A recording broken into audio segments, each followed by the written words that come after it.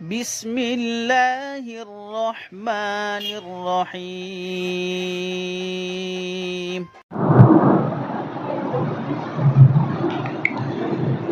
أعوذ بالله من الشيطان الرجيم بسم الله الرحمن الرحيم وورث سليمان داود وقال يا أيها الناس علمنا منطق الطير وأوتينا من كل شيء إن هذا لهو الفضل المبين صدق الله العظيم. بات چل رہی تھی اللہ رب العزت نے سلیمان علیہ السلام کو سمجھداری عطا فرمائی. قرآن کریم میں اللہ فرماتے ہیں فَفَحَّمْنَاهَا سلیمان، ہم نے سلیمان کو سمجھداری دی. اللہ رب العزت کے فیصلے کی سمجھداری اور فیصلے میں قوت، اپنے فیصلے پر مضبوط رہنا، یہ اللہ رب العزت نے سلیمان علیہ السلام کو عطا فرمائی تھی اور یہ حکومت کے لیے نہایت ضروری. بغیر اس کے انسان اگر اپنے فیصلے سے آدمی ہٹ جائے تو اس کی حکومت گویا کہ ہل جائے. بادشاہ کو اپنے حکم کو دے کر اس کو واپس لینا یہ سب سے زیادہ مشکل کام. آج بھی جب احتجاج ہوتا ہے اور اس کو واپس لیا جاتا ہے تو اس کی کمزوری شمار کی جاتی ہے کہ تم نے سوچ سمجھ کر فیصلہ نہیں کیا کہ واپس لینا پڑا. بہرحال اللہ رب العزت نے سلیمان علیہ السلام کو داؤد علیہ السلام کے بعد وراثت، اللہ فرماتے ہیں ہم نے ان کو وارث بنایا. وارث بمعنی یہاں انبیاء علیہ السلام کے مال میں ان کی اولاد وارث نہیں ہوتی. وہ مال جو چھوڑا جاتا ہے وہ عام مومنین کا ہوتا ہے. تو یہ وارث کا مطلب یہ علم کا وارث، نبوت کا وارث اور لوگوں کو فائدہ پہنچانے کا وارث. یہ وارث کیونکہ ملکیت ان کو ملی نہیں. یہ مسئلہ مسلمانوں میں شیعہ لوگ یہ کہتے ہیں کہ آپ صلی اللہ علیہ وسلم کی ملکیت جو تھی مال فدق، یہ آپ صلی اللہ علیہ وسلم کا تھا اور آپ صلی اللہ علیہ وسلم کا مال حضرت فاطمہ رضی اللہ عنہا کو نہیں دیا، صدیق اکبر رضی اللہ عنہ. حضرت فاطمہ کو پتہ نہیں تھا کہ نبی کا مال یہ صدقہ ہوتا ہے، تو انہوں نے اپنے مال کی، اپنے باپ کے مال کی وراثت کا پوچھا کیا ہوا اس کا. حضرت صدیق اکبر رضی اللہ عنہ، شیعہ لوگ صدیق اکبر رضی اللہ عنہ سے ناراض ہے اور ان کو کافر کہتے ہیں. اسی بنیاد پر کہتے ہیں کہ آپ صلی اللہ علیہ وسلم کا مال حضرت فاطمہ کو کیوں نہیں دیا. اور آپ صلی اللہ علیہ وسلم کا جو مال تھا مال غنیمت میں سے ملا تھا، ایک باغ تھا، خمس آپ صلی اللہ 5واں حصہ ملتا تھا. مال غنیمت کا جتنا بھی مال ملتا تھا اس میں سے 5واں حصہ آپ صلی اللہ علیہ وسلم کا ہوتا تھا اور آپ صلی اللہ علیہ وسلم جس کو چاہے اس کو دیتے تھے. اپنے لیے بھی خرچ کرتے تھے اور جس کو چاہے دیتے تھے. قرآن شریف میں اس کا تذکرہ ہے. اللہ تعالیٰ نے اس کو حکم دیا وَاعْلَمُوا أَنَّمَا غَنِمْتُم مِّن شَيْءٍ فَأَنَّ لِلَّهِ خُمُسَهُ وَلِلرَّسُولِ، اللہ کے لیے ہے اور اللہ کے رسول کے لیے ہے پانچواں حصہ. تو حضرت فاطمہ نے ان سے مانگا تو حضرت فاطمہ رضی اللہ عنہا نے تو حضرت صدیق اکبر نے کہا آپ کے لیے میرا پورا مال آپ کے لیے، لیکن اگر آپ یہ چاہیں کہ وہ مال فدق جو آپ صلی اللہ علیہ وسلم آپ کو ازواج مطہرات کو اس میں سے دیتے تھے اس میں حصہ کیا جائے تو اس میں سے حصہ نہیں ہوگا. اس لیے کہ نبی نے کہا ہے کہ نبی کا چھوڑا ہوا مال وہ وراثت میں تقسیم نہیں ہوتا بلکہ مومنین کے اندر تقسیم ہوتا ہے. تو حضرت فاطمہ رضی اللہ عنہ تو مان گئی، لیکن شیعہ لوگ آج تک نہیں مانے. حالانکہ بعد میں حکومت سوال اس سے اگر اس کو کوئی پوچھے تو اس کا جواب بھی آسان ہے. صدیق اکبر رضی اللہ عنہ اگر وہ مال فدق آپ صلی اللہ علیہ وسلم کی وراثت میں تقسیم کیا جاتا اور ضروری ہی تھا تو یہ حکومت چل کر حضرت علی کے پاس بھی آئی تھی, حضرت حسن حسین کے پاس بھی آئی, حضرت حسن رضی اللہ عنہ کے پاس آئی. حضرت علی رضی اللہ عنہ نے 4 سال حکومت کی, اس کے بعد 6 مہینے حضرت حسن رضی اللہ عنہ نے حکومت کی. اگر حضرت علی رضی اللہ عنہ یہ نہ سمجھتے کہ آپ صلی اللہ علیہ وسلم کا مال وراثت میں ملتا ہے تو ان کی حکومت کے اندر کون پوچھنے والا تھا؟ وہ خود حکومت کے مالک تھے, اس مال کو اپنے بیٹوں پر تقسیم کر دیتے, حضرت حسن حسین پر. لیکن نہیں, خود حضرت حسن رضی اللہ عنہ 6 مہینے حکومت کی, لیکن اس کے باوجود اس مال کو دیکھا تک نہیں, اس کا مسئلہ آیا تک نہیں کہ اس کو تقسیم کرنا ہے. وہ تو مومنین کے درمیان میں تقسیم ہوتا تھا, بیت المال میں جہاں غریب لوگ مسلمان ہوتے تھے اس کو تقسیم, آج بھی وہ اسی طریقے سے چلتا ہے, بہرحال آج بھی ہے وہ. تو یہاں سے یہ کہتے ہیں ہماری سلیمان, دیکھیں کہ سلیمان علیہ السلام کو اللہ نے کہا ہے کہ وہ وارث بنایا ہے, وارث کا لفظ ہے. تو وارث کا اس کا یہ لفظ یہاں اللہ تعالیٰ نے جو بیان کیا ہے, بیٹا جس طریقے سے مال کا وارث ہوتا ہے, اگر باپ کی اخلاق کا اگر وارث نہیں ہے تو وہ صحیح وراثت کا حقدار نہیں. یہ کہا جاتا ہے کہ باپ کے اچھے اخلاق کا بھی وارث ہونا چاہیے تیرے کو, تیرے باپ کے اخلاق اچھے تھے تو یہ بھی ایک طرح کی وراثت ہے. تو اسی طریقے سے داؤد علیہ السلام کو اللہ نے علم دیا, اس علم کی وراثت داؤد علیہ السلام کے بعد اللہ تعالیٰ نے سلیمان علیہ السلام کو دیا. اتنی بڑی حکومت دی, صرف انسانوں پر حکومت دی, جناتوں کو پکڑتے تھے اور جنات ہمیشہ 24 گھنٹے ان کی اطاعت میں رہتے تھے. 2 طرح کے جنات تھے. ایک جنات تو یہ تھے بنائی و غواص, قرآن شریف میں جو کاریگر, تعمیرات کے کاریگر, بنانے کے کاریگر, اور ایک سمندر میں غوطہ لگانے کے ماہر کہ اس میں سے موتی نکالنے کی جو طریقہ شروع ہوا ہے سب سے پہلے سلیمان علیہ السلام نے شروع کروایا, اور وہ بھی جناتوں سے. بس ان کا کام ہی تھا کہ بھائی نکلو, اندر سے موتی لاؤ اور پھر دوبارہ کیا ہو, بس یہی تمہارا کام ہے. 24 گھنٹے یہی.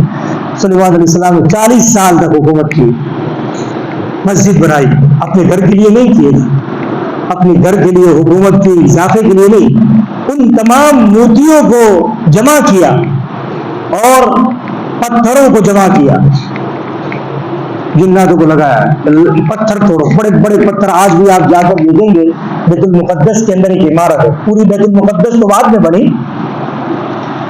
2 مرتبہ ولید ابن عبد الملک کے زمانے, مسلمانوں کے بعد ولید ابن عبد الملک کے زمانے میں وہ بنی ہے. ابھی جو وہ سبز گنبد نظر آتا ہے جو گولڈن کلر کا, وہ ولید ابن عبد الملک کے زمانے کا ہے. سن ہجری 99 کے قریب اس نے بنایا تھا. تو یہ تو بعد کی بات ہے, بعد کی چیز ہے, بعد میں بنا. لیکن اصل جو جس کو یہودی آج بھی ٹیمپل بولتے ہیں اس کو, اس کی ایک دیوار ہے, اس مسجد کے پچھلے حصے میں وہ دیوار ہے, بہت سے لوگوں نے ویڈیو میں دیکھی بھی ہوگی. وہ دیوار کے اندر جانے کی جگہ ہے, اندر سورنگ ہے اندر. تو وہاں جو لوگ جاتے ہیں اور دیکھتے ہیں بتلاتے ہیں کہ اتنے بڑے بڑے ایک پتھر اتنا بڑا ہوتا ہے کہ اس کو کرین کے بغیر اٹھایا نہیں جا سکتا ہے. اتنا ایک انسانوں کی بس کی بات نہیں ہے کہ 2 4 10 15 20 لوگ اٹھا کر اس کو رکھ سکے, اوپر تک رکھ سکے. لیکن اللہ تعالیٰ نے شیاطین کو تابع کیا تھا, شیاطین اس کو اٹھا کر, تو اس مسجد کو شیاطین کے ذریعے سے, اور قرآن شریف میں کہ اللہ تعالیٰ نے شیاطین میں 2 طرح کے تھے. ایک تو ایسا کام کر سکتے تھے اور ایک بہت بدماش تھے جو لوگوں کو گمراہ کرتے تھے. ان کو تو قید کر کے رکھ دیتے تھے, قید کیا, چھوڑو ان کو کہیں جانے کی اجازت نہیں. ایسا کیوں کرتے تھے؟ سلیمان علیہ السلام تاکہ ان کو لوگوں کو گمراہ کرنے کا ٹائم ہی نہ ملے، لگے رہو اس میں. اور جو زیادہ گمراہ کرنے کی زیادہ بدماش ہوتا تھا، کام کے اندر صحیح نہیں رکھتا تھا، اس کو قید کر کے رکھ دیتے تھے. اتنے قوت تھے سلیمان علیہ السلام. تو شیاطین کو اس طرح پہلے مسجد کی تمام مٹیریل کو جمع کیا، تمام موتیوں کو اور ساری چیزوں کو جمع کیا، پتھروں کو ایک ساتھ سب جمع کیا. اب بناؤ چلو مسجد. اور وہ جو موتی ہوتا تھا، وہ موتی کو صرف چپکاتے تھے نہیں، اس کو پرویا جاتا تھا پتھر میں. پتھر میں اس طرح پرویا جاتا تھا کہ کوئی آدمی نکالنا چاہے وہ نکال نہیں سکتا ہے، ایسے طریقے سے. لہذا جب بخت نصر نے اس مسجد پر حملہ کیا یہود کے بعد، کئی سالوں کے بعد، تو اس مسجد کے اندر ہیرے جواہرات تھے اور اس کی لالچ اس کو تھی، اور وہ نکلتے نہیں تھے، ڈائریکٹ نکلتے ایسی فٹ کیے ہوئے تھے پتھروں کے اندر. تو اس نے پوری مسجد کو تہس نہس کر پوری مسجد کو توڑ دیا، صرف ان موتیوں کے لیے کہ اس میں سے وہ موتی جواہرات نکالے. پوری مسجد کو توڑ دی. اس کا ایک دیوار خالی سی یہ حصہ باقی ہے، وہ اس زمانے کا باقی ہے، سلیمان علیہ السلام کے زمانے کا. بس اسی دیوار پر یہودی آج بھی عبادت کرتے ہیں. آج بھی یہودیوں کا جو مسئلہ ہے مسلمانوں کا اور بیت المقدس کا، اسی دیوار کا ہے. یہاں جو مسجد اپنی ابھی چل رہی ہے اس سے ان کو کوئی لینا دینا نہیں ہے، لیکن یہ مسجد کا جو حصہ ہے اس کے پچھلے حصے میں ہماری سامنے کی جو دیوار ہے اسی طریقے سے وہ دیوار ہے، اس دیوار کے قریب میں سورنگ ہے، اندر جانے کا راستہ ہے، وہ دیوار کے اوپر وہ کھڑے ہو کر عبادت کرتے ہیں. اب یہ مسلمان وہاں نماز پڑھتے ہیں تو نکلتے ہیں تو سیدھا وہ دیوار آتی ہے اور وہ بھی عبادت کرتے ہیں، اس لیے جھگڑا ہوتا ہے. بہرحال آج بھی جو جھگڑا ہے وہ اسی طریقے سے جھگڑا ہے. تو سلیمان علیہ السلام کو اللہ نے یہ حکمت جانور اتنا ہی نہیں، جانور کیا بولتا ہے وہ سمجھتے تھے سلیمان علیہ السلام. قرآن خود کہہ رہے اے لوگو یا ایھا الناس، اے لوگو علمنا منطق الطیر، پرندوں کی بولی مجھے سکھائی گئی، پرندوں کی بولی مجھے سکھائی گئی ہے.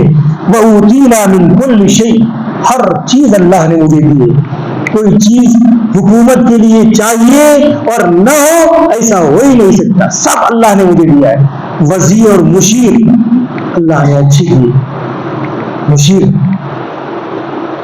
انسانوں میں سے تو تھے، اللہ تعالیٰ نے فرشتوں کے ذریعے سے بھی مشورہ، کچھ کرنا ہوتا تو فرشتے ان کے پاس آتے تھے تو فرشتوں سے مشورہ کرتے تھے. تو وہ کہہ رہے دیکھیے میں نے کہا تھا کہ دو نبی جو ہے جنہوں نے پوری طرح اللہ کا شکر گزاری کی ہے، جہاں کوئی اللہ کی نعمت ہوتی تھی فٹ سے وہ کہتے تھے ان ھذا لہو الفضل المبین، یہ اللہ کا کھلا ہوا میرے اوپر فضل ہے، میں اس کا شکر گزار ہوں. اور سوال یہ ہے کہ اتنی بڑی حکومت ملی کہ کیوں؟ کچھ تو چاہیے سبب. اللہ تعالیٰ بغیر سبب کے موقع ہوتا ہے.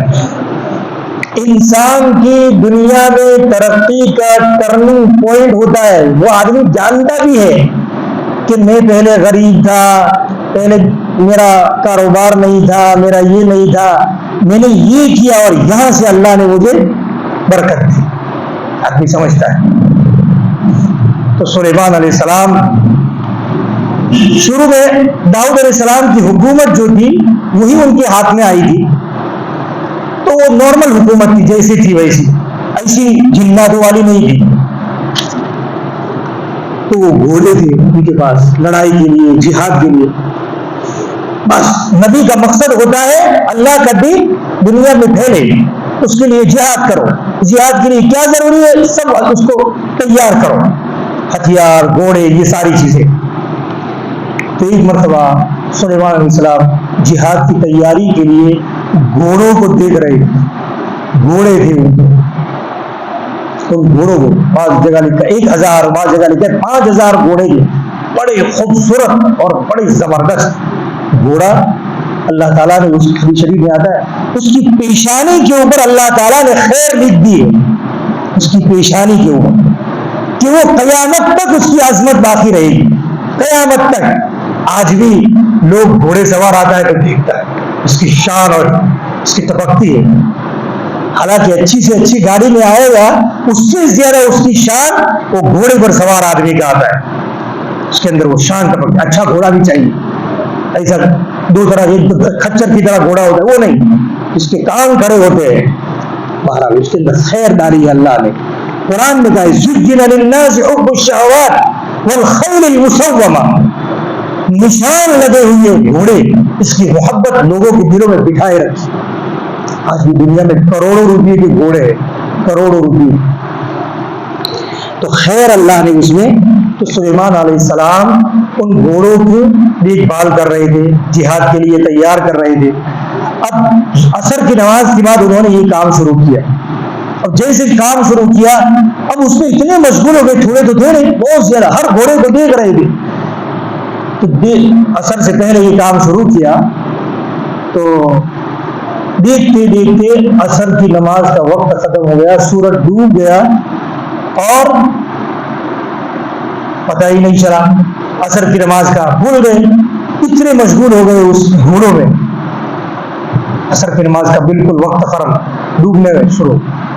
انہوں نے جب دیکھا میری نماز عصر، اللہ سے کہا یا اللہ اس سورج کو روک دے، اس سورج کو روک دے، میری نماز جا رہی ہے. اللہ تعالیٰ نے سورج کو روک دیا. انہوں نے نماز پڑھی، سورج ڈوب گئے. بہرحال سلیمان علیہ السلام نے نماز پڑھ کے ایک دم سوار، پڑھ لی نماز، لیکن ایک دم سوار، اچھا دنیا کے مال و متاع کی وجہ سے میری ایک نماز ضائع ہوئی، یعنی مکروہ وقت تک میں نے اس کو لیٹ کیا. بس جس مال کی وجہ سے میری یہ نماز ضائع ہوئی ہے وہ مال میں اپنے پاس نہیں رکھوں گا. اور سلیمان علیہ السلام نے نماز کے بعد حکم دیا سب گھوڑوں کو لاؤ، ایک بھی گھوڑا آپ نہیں بچنا چاہیے، سب گھوڑوں کو ذبح کر دو اللہ کے نام پر، سب کو ذبح کر دو، اس کا گوشت تقسیم کر دو. گھوڑا اس کا گوشت کھایا جاتا ہے یا نہیں کھایا جاتا؟ ہمارے مذہب میں یعنی حنفی مذہب میں گھوڑے کا گوشت مکروہ ہے. کیوں مکروہ؟ علت پر موقع، سبب پر موقع، اس لیے کہ وہ جہاد کی چیز ہے. اگر لوگ اس کے کھانا شروع کریں گے تو جہاد کی چیز ختم ہو جائے گی. اس لیے باقی کیوں علما حنفیہ، مالکی لوگ اور حنبلی لوگ، شافعی لوگ، یہ جو ہے ان کے یہاں گھوڑا حلال ہے. ہاں اس لیے کہ وہ بھی گھاس کھاتا ہے، کوئی دوسری چیز تو کھاتا نہیں ہے. شیخ زکریا رحمۃ اللہ علیہ ایک مرتبہ پشاور کی طرف، پاکستان کی اس طرف گئے، پشاور، وہاں ان کی کھانے میں گھوڑا آیا، گھوڑے کا گوشت وہاں بکتا ہے. تو پوری جماعت تھی، 300 علماء تھے ان کے ساتھ اس وقت. اس میں ہمارے استاد سے مفتی محمود صاحب گنگوئی رحمۃ اللہ علیہ بڑے زبردست ماہر اور مفتی تھے. شیخ زکریا رحمۃ اللہ علیہ اپنی، حالانکہ اتنے بڑے عالم تھے لیکن وہ بھی پوچھ کے چلتے تھے. تو اپنے ساتھ وہ مفتی رکھتے تھے، وہ ساتھ میں لے جاتے تھے جہاں بھی جاتے تھے. اگر وہ کہے کرو ایسا تو پھر سوچتے نہیں تھے کہ کروں یا پھر اپنا علم بگاڑتے نہیں تھے. انہوں نے کہا کرو. اب یہ گوشت سامنے آیا، گھوڑے کا گوشت ہمارے یہاں مکروہ ہے. مفتی جی کہاں ہے؟ مفتی جی تھے نہیں، دسترخوان پر کہیں باہر. بلاؤ مفتی جی. ان کو مفتی جی بولتے تھے، دیوبند کے سب سے بڑے مفتی تھے. تو کہا مفتی جی یہ گھوڑے کا گوشت ہے، کھاؤ یا نہ کھاؤ؟ تو مفتی جی نے کہا بسم اللہ کرو، کھاؤ. تو پوچھا نہیں، تو کہا ہم کو تو مفتی جی نے کہا ہے کہ کھائیں گے، کھانا ہے، لہذا ہمیں کھانا ہے، جس کو نہ کھانا اٹھ جائے اس دسترخوان سے. تو بہت سے علماء، ہر مفتی اپنا اپنا مسلک رکھتا ہے، تو بہت سے اٹھ گئے، لیکن مفتی جی نے شیخ زکریا اور بہت سے لوگوں نے کھانا کھایا. اب یہ تو ہو گیا کہ کھاؤ. لیکن بعد میں کسی نے مفتی جی سے پوچھا کہ حضرت تم نے تو کتابوں میں تو سب جگہ یہی لکھا ہے کہ مکروہ ہے، مکروہ ہے. اب دیکھیے مفتی کا یہ کام ہے کہ ساری دنیا کہتی ہے کہ مکروہ ہے، لیکن وہ مسئلے کو سمجھنے کا سبب وہ جانتا ہے کہ کیوں یہ ہے.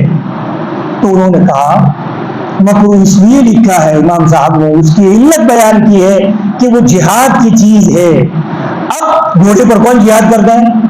اب تو ٹینکوں میں جہاد کیا جاتا ہے. ہوائی جہاز میں جہاد کی وہ چیز ہے، لہذا اب جو علت تھی وہ علت ختم ہو گئی جہاد کی، اس لیے اب گھوڑا کھایا جا سکتا ہے بہرحال جو بھی ہے۔ تو سلیمان علیہ السلام نے 5000 گھوڑوں کو اللہ کے راستے میں ذبح کر دیا، سب لڑائی کا سب اوزار ختم، اب کس پر لڑیں گے، گھوڑا تو ہے نہیں۔ لیکن جب انسان کے اوپر کوئی چیز سوار ہوتی ہے نا، وہ اللہ کے نام پر ہو یا دنیا کے نام پر، تو جب تک کرتا ہے تب تک اس کو اس کا احساس نہیں ہوتا ہے، ہو جانے کے بعد اس کو اور اب کیا کریں گے۔ تو سلیمان علیہ السلام نے کر تو دیا، سب کو ذبح کر دیا، گوشت تقسیم کر دیا، لیکن اب جہاد کے لیے تو سلیمان علیہ السلام نے دعا کی۔ ایک ہی راستہ ہے نبی کے پاس، اللہ سے رب هب لي ملكا لا ينبغي لأحد من بعدي، یا اللہ ایسی حکومت اور ایسی طاقت مجھے دے کہ میرے بعد کسی کو نہ ملے، ایسی دعا کر۔ انک انت الوہاب، اللہ تعالیٰ کی یہاں دیکھیے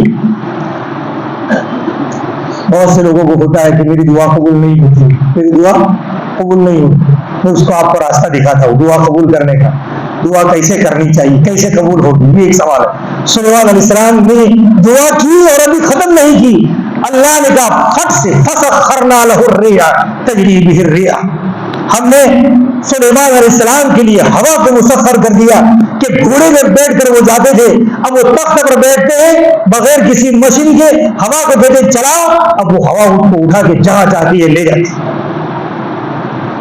ایک چیز ختم تھی لیکن دوسری ایسی چیز دے دی اللہ نے کہ وہ جہاد کے لیے جس چیز کی ضرورت تھی وہ مل۔ 80,000 لوگ ان کے تخت پر بیٹھتے تھے، 80,000 لوگ، اور ہوا اس کو کتنا وزنی، ایک پلین بلین سب پھیلے اس کی طرف، 80,000 زیادہ سے زیادہ 700 لوگ بیٹھتے یا 800، 2 منزلہ اگر ہو تو، میں بھی ایک مرتبہ دیکھا ڈبل منزلہ میں پوچھا کتنے ہیں اندر، تو 700 کے قریب ہے، تو اتنا ہوتا ہے، اس سے زیادہ تھوڑا بڑی ہوتا ہے، یہ تو 80,000 لوگوں کو اٹھا کے آسمان پر اڑاتا ہے اور بہت اونچے تک، اتنا اونچے تک لے جاتا ہے، یہ زمین کی ایک سطح ہے، پلین بھی جب اڑتا ہے تو وہ زمین کی سطح سے نیچے جاتا ہے، اللہ تعالیٰ نے اس کے اندر جو ہوا رکھی ہے زمین کی، یہ ہوا تھوڑی سی موٹی اور جاری ہے، اور اوپر جو ہوا ہے وہ پتلی ہوا ہے، باریک ہوا ہے، اس کے اوپر چلنے میں آدمی کو زیادہ طاقت نہیں لگانی پڑتی ہے، وہ عافیت کے ساتھ چلتا ہے۔ اس لیے آج تک جتنے بھی جن لوگوں نے سنا ہوگا کہ پلین حادثہ ہوا، وہ یا تو اترتے ہوتا ہے یا چڑھتے ہوتا ہے، چڑھ جانے کے بعد آسمان پر آج تک کوئی ایسا پلین نہیں ہوا جو آسمان میں بگڑ گیا ہو اور وہی ٹوٹ گیا ہو، ایسا نہیں ہوا، اس لیے کہ اس کی ہوا بہت باریک ہوتی ہے، اس میں ہمارا انجن جو ہوتا ہے نیچے گرم ہوتا ہے، گاڑی چلتی ہے، اور آسمان میں جب ہوائی جہاز چلتا ہے تو اس کا انجن گرم نہیں ہوتا ہے، اس لیے کہ اس کے اندر وہ ہوا جو ہے بہت ٹھنڈی ہوتی ہے، مائنس چلتا ہے، 50 ڈگری 60 ڈگری تک مائنس ہوتا ہے اوپر، اتنی ٹھنڈک ہوتی ہے وہاں، تو وہ اندر مشین کو گرم نہیں کرنے کے باہر، تو وہ اوپر تک لے جاتے تھے اس ہوا کو، ہوا اس کو اوپر تک لے جاتی تھی اور پھر وہ نارمل طریقے سے چلتی۔ جب تک تیز ہوتا ہے تو آدمی کو ہلنا ہوتا ہے، ہلتا ہے تو کیوں ہوا اتنی سخت ہوتی ہے، اس لیے وہ ڈاوا ڈول ہوتا ہے، لیکن جیسے اوپر جاتا ہے تو پھر وہ نارمل ہو جاتا ہے۔ تو اسی طریقے سے اللہ تعالیٰ یہ ہوا کو وہاں تک لے جاتے تھے اور پھر سیدھا چلتا تھا کہ اس کے اندر ڈاوا ڈول آدمی چل پھر سکتا ہے، یہ ہے خدا کا نظام۔ بہرحال تو سلیمان علیہ السلام کو اللہ نے یہ قوت دی، لیکن کیوں دی؟ انہوں نے جو دعا کی تھی اللہ کے نام پر اپنے مال کو بے پناہ قربان کرنے کے بعد دعا کی تھی، پہلے نہیں، ایک مرتبہ کر گزرے وہ اللہ کے نام پر کہ سب کو ذبح کر دیا، اپنے پاس جتنی چیز تھی جس پر بھروسہ ہو سکتا تھا وہ بھروسے کی تمام چیزیں ختم کر دی، اور پھر اللہ سے کہا یا اللہ تو کچھ نہیں، اب تو دے، اب تو بھی دے گا، لہذا اللہ نے دے۔ تو انسان کو جب تک کسی چیز پر بھروسہ ہوتا ہے نا تب تک اللہ تعالیٰ نیک عمل کے بعد انسان دعا کرتا ہے وہ دعا ضرور قبول ہوتی۔ ہمیشہ نیکی کر کے دعا کرو، نیکی کر کے، بغیر نیکی کی دعا وہ بھی قبول ہوتی ہے، لیکن اتنی اسپرٹ اور طاقت اس میں نہیں ہوتی ہے کہ وہ فوراً پہنچ جائے آسمان پر. اس لیے کچھ نیکی کرو پہلے، اس کے بعد دیکھیے سلیمان. اسی طریقے سے قرآن کریم میں اللہ نے حکم دیا تھا آپ صلی اللہ علیہ وسلم سے ملنا ہو، ملاقات کرنی ہو، صدقہ کرو پہلے، صدقہ کرو پہلے، صدقہ کرو. اب ہم بعد میں صدقہ کرتے. نماز، جمعہ کی نماز میں جاؤ تب صدقہ کرو تاکہ اللہ کی رحمت تمہارے ساتھ ہو جائے. اور ہم کیا کرتے ہیں؟ جمعہ کی نماز کے بعد صدقہ دیتے. یہ فرق ہے ہمارے کام میں، اس لیے ہماری دعاؤں میں وہ اسپرٹ پیدا نہیں ہوتی. پہلے کر کے آؤ پھر اللہ تعالیٰ سے مانگو. نیک ہمیشہ نیک عمل کے بعد ایک قاعدہ یاد رکھو، دعا کے قبول ہونے کے لیے نیک عمل کر کے. کیسا؟ ہم نیک عمل کرتے ہوئے ارے صدقہ دو، ماشاء اللہ ہر آدمی صدقہ دے، لیکن کتنا دیتا ہے؟ 10 روپئے. کام کرانا ہو تو 10 روپئے، یا اللہ 10 روپئے دیتا ہوں میرا کام بن. اللہ کو، اللہ تعالیٰ سے، اللہ تعالیٰ کو پھسلاتا ہے کہ اللہ کر دیں گے.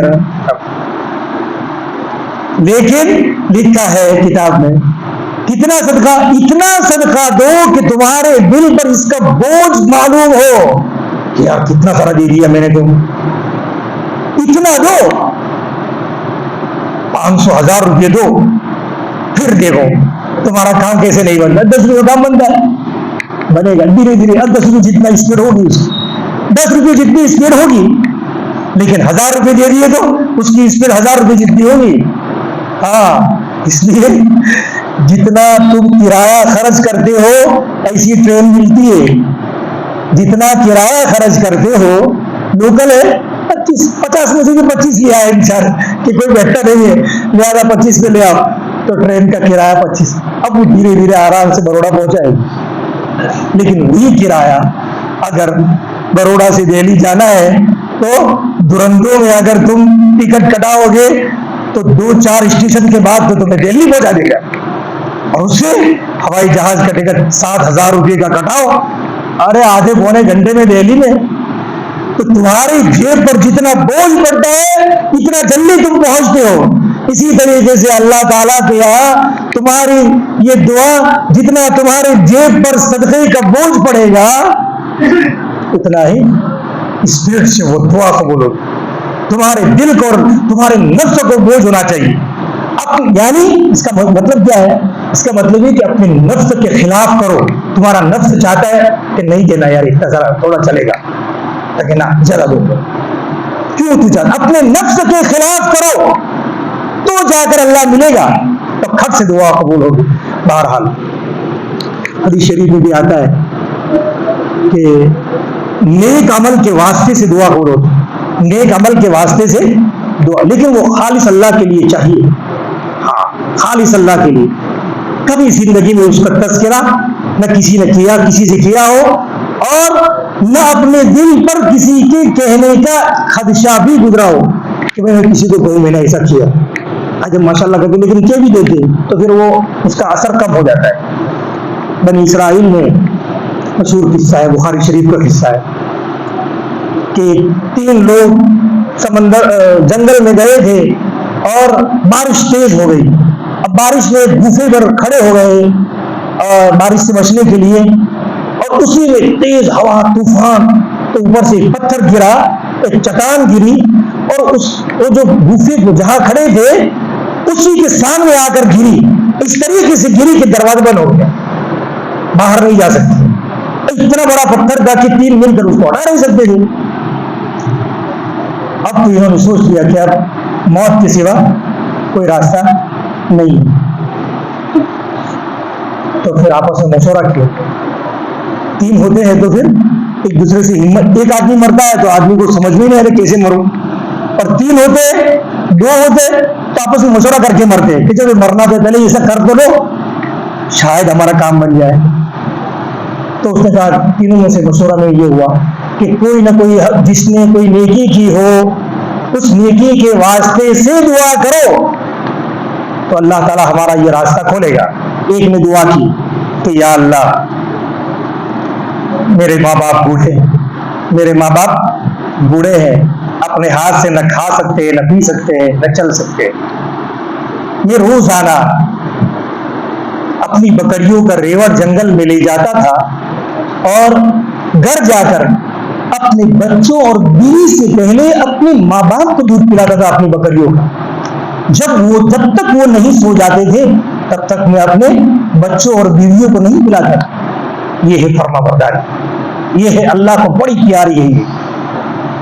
ایک دن ایسا ہوا, اب دیکھیں یہ تو روزانہ کرتا تھا, یہ تو کوئی خاص بات نہیں ہے. ایک دن ایسا ہوا کہ میرے جانے سے دیر ہو گئی, میرے جانے سے پہلے میرے ماں باپ سو گئے. اطاعت شعار بیٹا کس کو کہتے ہیں یہ سمجھیے, فرما بردار بیٹا. تو پھر میں گیا, دودھ دویا, لیکن جا کے دیکھا میرے ماں باپ سو گئے. میری ماں باپ کی نیند کو اٹھانا اور اس کو جگانا میں نے مناسب نہیں سمجھا کہ بڑھاپے میں بہت دیر سے نیند آتی ہے اور ایک مرتبہ کھل جاتی ہے تو جلدی سے آتی نہیں ہے. لہذا میں کٹورا دودھ کا لے کر کھڑا رہا, جب تک وہ اپنے اختیار سے نہیں اٹھے تب تک میں وہاں کھڑا رہا, اور جب اٹھے پھر بھی اماں پیے. یہ ہے اطاعت شعار. آج تو ہم کچھ لے کے جاتے ہیں تو سارا گھر میں ہنگامہ برپا ہو گیا, اڑو میں کچھ لایا ہوں. ارے لایا تو اتنی پیاری نیند تم نے بگاڑ دی ہماری. اس سے پیاری چیز تو کوئی کیا لایا ہوگا, اس سے پیاری چیز تو کوئی لایا نہیں. ایسا کر کے آدمی تو یہ اطاعت شعاری اس کو کہتے ہیں. اطاعت شعاری کہ سامنے اچھا یہ ایک لفظ میرا یاد رکھیے, اطاعت شعاری کس کو کہتے ہیں؟ سامنے والے کی راحت کا خیال کرنا, اس کا نام ہے اطاعت شعاری, فرما برداری. میری راحت اور میری سہولت اس کو کرنا یہ اطاعت شعاری نہیں ہے. سامنے والا کس سے اس کو راحت ملتی ہے وہ دیکھنا, اس کا نام ہے اطاعت شعاری. اب اس کو پوری تمہاری عمارت کھڑی کرو کہ والدین کے ساتھ اطاعت شعاری کیسی ہونی چاہیے کہ ان کو خوشی ہونی چاہیے, ان کو راحت ملنی چاہیے. اور زبردست بات. بہرحال یہ والدین پر آیا ہے, انشاءاللہ آگے بیان کرنے والا. والدین کا فرما بردار بیٹا, باپ گھر میں آ رہا ہو اور بیٹا اپنی چارپائی پر بیٹھا ہو, وہ نافرمان بیٹا ہے, نافرمان بیٹا ہے. وہ اس کا حق بنتا ہے کہ باپ کو دیکھنے کے بعد اپنا بستر چھوڑ دو, کھڑا ہو جائے. کھڑا ہو جانے کے بعد جب تک باپ اپنے بستر پر نہ بیٹھے, مجھے پتا نہیں ہے کہ میرے والد صاحب گھر میں آتے ہوں اور میں کبھی بیٹھا ہوں, میں کبھی نہیں. کھڑا ہو جائے, السلام علیکم, میرے والد صاحب سلام کرتے. نیا آیا ہوں تو مصافحہ کرتے, نہیں تو بیٹھتے. ایسا کہتے کہ بیٹھے, پھر بیٹھتا.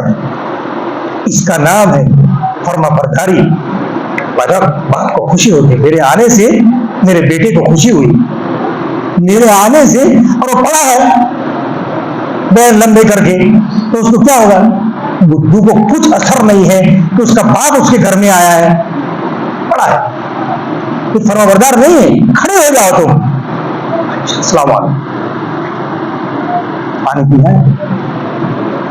ہم باہر کے آنے والے مہمان کو پانی کا پوچھتے ہیں, اپنے باپ کو نہیں پوچھتے.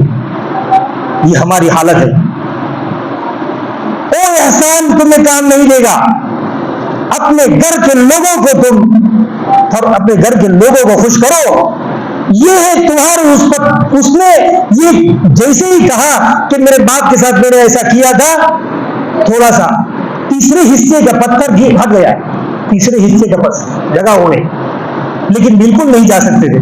تو بہرحال میرے کہنے کا مقصد یہ ہے کہ سمجھے ہم اطاعت کی, سامنے والے کی دل کو خوش کرنا, اس کا نام ہے فرما برداری. دے دینا, خالی دے دینا یہ اس کی فرما برداری نہیں ہے. دینے والے تو ہزار ہے, تو بیٹا ہو کر نہیں دے گا, دوسرے لوگ دیں گے. دینے والے تو ہزار ہیں, لیکن اس کے دل کو خوش کر کے بیٹا ہی دے سکتا ہے. اللہ تعالیٰ صحیح سمجھ عطا فرمائے. انشاءاللہ اس قصے کو میں بعد میں بیان کروں گا کل.